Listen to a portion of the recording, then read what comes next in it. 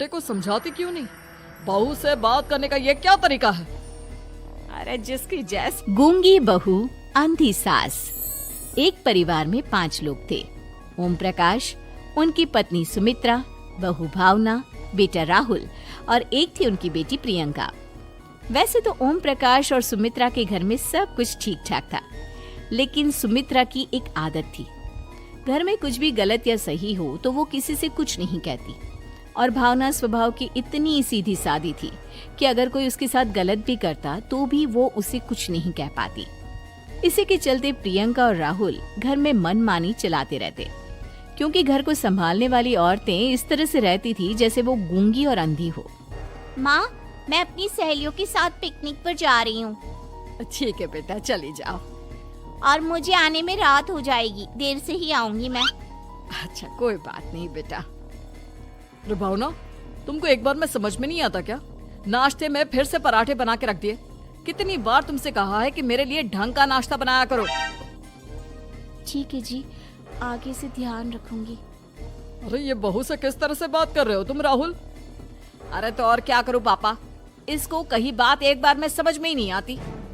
सुमित्रा, तुम अपने बेटे को समझाती क्यों नहीं? बहू से बात करने का ये क्या तरीका है? अरे जिसकी जैसी मर्जी आए करो, मुझे क्या। भावना बेटा, तुम भी तो कभी कुछ कहा करो। इस तरह क्यों सबकी बातें सुनती रहती हो? कोई बात नहीं पापा जी, सब ठीक है। रात को काफी देर तक प्रियंका घर नहीं आती और जब वापस लौट कर आती है तो एक लड़की के साथ बाइक पर बैठकर। सुमित्रा और भावना दोनों ही प्रियंका को लड़की के साथ देख लेते हैं। आज तो जोर से डांट पड़ने वाली है, लेकिन मैं डर क्यों रही हूँ? माँ तो सब कुछ देखकर भी अंधी बनी रहती है। और रही बात भाभी की, वो किसी को कुछ नहीं बताने वाली। कहने को भगवान ने आवाज दी है, लेकिन गूंगी है गूंगी। अरे प्रियंका बेटा, इतनी रात को कॉलेज से लौट कर आ रही हो? कहाँ गई थी तुम? पापा, वो सहेली के घर पर थी, पढ़ाई करने के लिए रुक गई थी। अच्छा, ठीक है, जाओ अपने कमरे में जाओ और सो जाओ। सुमित्रा ने अपनी बेटी को एक लड़की के साथ इतनी रात को आते देखकर भी उससे कुछ नहीं कहा और भावना ने भी इस बारे में किसी से कोई बात नहीं की। कुछ दिनों के बाद मामा जी का फोन आया था। उन्होंने प्रियंका के लिए कोई रिश्ता ढूंढा है। लड़के वाले उसे देखने आ रहे हैं। अरे मुझे नहीं करनी शादी वादी, किसी लड़की को बुलाने की कोई जरूरत नहीं है। ये तुम क्या कर रही हो प्रियंका बेटा? तुम्हारी शादी की उम्र हो चली है और तुम्हारे मामा जी ने बहुत अच्छा रिश्ता बताया है। पापा, अब जिद क्यों कर रहे हैं? और आप क्यों मेरी मर्जी के खिलाफ शादी कराना चाहते हैं? अरे माँ, इसको समझाइए ना। आपकी बेटी, आप तो बस चुपचाप सब कुछ होते हुए भी देखती रहती हैं। अरे तो क्या कहूँ, और मेरे कहने से क्या हो जाएगा? वैसे भी गलत क्या हो रहा है, सब कुछ सही तो है। भावना बहू, देखो तो प्रियंका हमारी बात नहीं समझेगी, लेकिन वो तुम्हारी हम उम्र है। क्या पता तुम्हारे कहने से उसे कुछ समझ में आ जाए। नहीं पापा जी, मेरे कहने से कुछ नहीं होगा। मैं प्रियंका को कैसे समझा सकती हूँ? वो ननद है मेरी, कहीं मेरी किसी बात का बुरा मान गई तो? सुमित्रा और भावना में से कोई भी प्रियंका को कुछ नहीं समझाता। इस बात से राहुल और ओम प्रकाश जी दोनों ही परेशान हो जाते हैं। और फिर जब लड़का प्रियंका को देखने के लिए आता है, मुझे आपकी बेटी बहुत पसंद है, मैं उसके साथ शादी करने के लिए तैयार हूँ। देखो, मुझे तुमसे शादी नहीं करनी, और ये बात जितनी जल्दी समझ में आ जाए अच्छा रहेगा। अरे तो फिर आप लोगों ने मुझे यहाँ बुलाया ही क्यों? माफ कर दो बेटा, वो हमारी बेटी जरा गुस्से में है। हम उसे समझाने की कोशिश करते हैं। हाँ, देखिए आप नाराज मत होइए, वो तो उसने बस ऐसे ही कह दिया होगा। अरे कोई ऐसे ही कुछ कहता है क्या? और ये आपकी पत्नी और माँ, ये दोनों इस तरह चुपचाप क्यों बैठे हैं, जैसे इस घर के मेंबर ही ना हो? आपके घर में सब कुछ ठीक तो है ना? अरे सब कुछ ठीक है बेटा। सुमित्रा, समझाओ ना अपनी बेटी को। अरे क्या समझाऊं, क्या होगा समझाने से? सब ठीक ही तो हो रहा है, गलत क्या हो रहा है? भावना, प्रियंका को अंदर लेकर जाओ और उससे समझाओ कि कितना अच्छा रिश्ता है। इतना अच्छा लड़का है, इस तरह से बिहेव ना करे। नहीं जी, मैं किसी से कुछ नहीं कह सकती जी। अरे अजीब परिवार है, मुझे तो यहाँ से निकलना पड़ेगा। इस तरह से तो आपकी बेटी की शादी किसी से नहीं हो सकती। जिसके घर की औरतें गूंगी और अंधी बनकर बैठ जाए, उस घर का कुछ नहीं हो सकता। ओम प्रकाश और राहुल सुमित्रा और भावना की हरकतों की वजह से बहुत परेशान हो जाते हैं। एक दिन वो दोनों आपस में बात करते हैं। पापा, समझ में नहीं आता कि भावना और माँ को कैसे समझाया जाए। सही कहते हो बेटा, तुम और मैं काम के सिलसिले में सारा दिन घर के बाहर रहते हैं और घर की दोनों औरतें जिन्हें सारा घर संभालना चाहिए गूंगी और अंधी बनकर बैठी हैं। पापा, आप ही बताइए इसका क्या उपाय है? मेरी तो कुछ समझ में नहीं आता बेटा, लेकिन हमें कुछ तो करना पड़ेगा क्योंकि इन सब की वजह से प्रियंका बहुत ज्यादा बिगड़ती जा रही है। तुमने देखा उसे किस तरह से बिहेव किया था। अरे लेकिन पापा, हम करेंगे क्या? हमें एक नाटक करना होगा। कुछ दिनों के लिए हम भी गूंगे और बहरे बन जाते हैं, उसके बाद इन दोनों औरतों को अकल आएगी।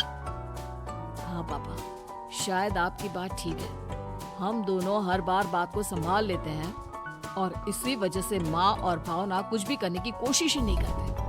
और फिर अगले दिन, भावना, नाश्ते में क्या बनाया है? जी पराठे बनाए हैं। मेरे लिए पोहा बना दो। अच्छा जी ठीक है, अभी बना देती हूँ जी। बहू, नाश्ते में क्या बनाया है? पापा जी, पराठे हैं और पोहे बन रहे हैं। अरे बहू, मुझे तो उपमा खाने का मन था, मेरे लिए उपमा बना दो। ठीक है पापा जी, अभी बना देती हूँ। भाभी, जल्दी से जरा मेरा कॉलेज का टिफिन तो पैक कर देना। और सुनो, मुझे ना भिंडी की सब्जी खाने का मन है। सुमित्रा चुपचाप बैठी बैठी सब कुछ देख रही थी। उसने किसी से कुछ भी नहीं कहा और ये देखकर भावना को मन ही मन गुस्सा आ रहा था, लेकिन वो किसी से कुछ नहीं कह रही थी। उसे लग रहा था कि ओम प्रकाश जी, जो हमेशा उसकी साइड लेते थे, वो भी आज चुपचाप बैठे हुए थे। शाम के वक्त प्रियंका अपने बहुत सारे दोस्तों को लेकर घर आती है और उधर दूसरी तरफ से राहुल भी अपने ऑफिस के दोस्तों को लेकर घर आ जाता है। प्रियंका अपने कमरे में तेज म्यूजिक चलाकर डांस करती है और राहुल अपने दोस्तों के साथ बैठकर जोर जोर से हंस रहा था। प्रियंका और राहुल मिलकर पूरे घर को अस्त व्यस्त कर देते हैं, लेकिन भावना उनसे कोई शिकायत नहीं करती और सुमित्रा जी भी चुपचाप बैठी रहती है। लेकिन भावना और सुमित्रा के अंदर का गुस्सा धीरे धीरे बढ़ रहा था। फिर रात को ओम प्रकाश और राहुल एक दूसरे से बातें करते हैं। पापा, हमने इतना कुछ किया, फिर भी भावना कुछ बोलती ही नहीं और माँ भी कुछ गलत करने से किसी को रोकती ही नहीं। तुम चिंता मत करो बेटा, इन दोनों के अंदर का गुस्सा भर रहा है और बहुत जल्दी बाहर आने वाला है। अगले दिन, अरे बहू, ये कपड़े धुले हैं या गंदे हैं? पापा जी, कपड़े तो मैंने धोकर ही आपकी अलमारी में रखे थे। मुझे तो साफ नहीं लग रहा, एक बार और धो देना। प्रियंका, मैं सोच रहा था कि तुम्हें उस लड़के से शादी नहीं करनी है ना, मत करो। एक काम करो, वैसे भी क्या रखा है शादी वादी में, तुम्हें जो लड़का पसंद है उसके साथ जाकर कोर्ट मैरिज कर लो।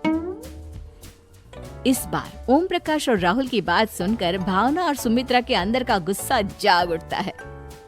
मैं किसी से कुछ कहती नहीं जी, इसका मतलब ये है कि आप लोग मुझे परेशान करते ही रहेंगे। कल 4 बार मुझसे नाश्ता बनवाया, आज पापा जी मुझसे धुले हुए कपड़ों को बार बार धुलवा रहे हैं। अरे मैं इंसान हूँ जी, कोई मशीन नहीं हूँ। तुम दोनों ने मिलकर इस घर की कैसी हालत बना दी है और अपनी बहन को भागकर शादी करने के लिए कह रहे हो। तुम भाई हो या दुश्मन? ओम प्रकाश और राहुल जोर जोर से हंसने लगते हैं। अरे इसमें हंसने की क्या बात है? हम लोग यहाँ इतने परेशान हो रहे हैं जी, तुम लोगों को ऐसी हरकत करने के बाद भी हंसी आ रही है। ये क्या कर रहे हैं जी आप दोनों? यही तो हम चाहते थे कि सुमित्रा, तुम अंधी होकर ना बैठी रहो। घर में कुछ भी गलत हो तो उसे रोकने की कोशिश करो। और भावना, तुम अपने साथ हो रहे गलत व्यवहार पर भी कभी मुंह नहीं खोलती। ये सही बात नहीं है। मैं चाहता था कि तुम्हारी भी जुबान खुले, तुम गलत बात का विरोध करो। गूंगी बहू और अंधी सास की ये जोड़ी इस घर में अब नहीं चलेगी। Mini TV cartoon.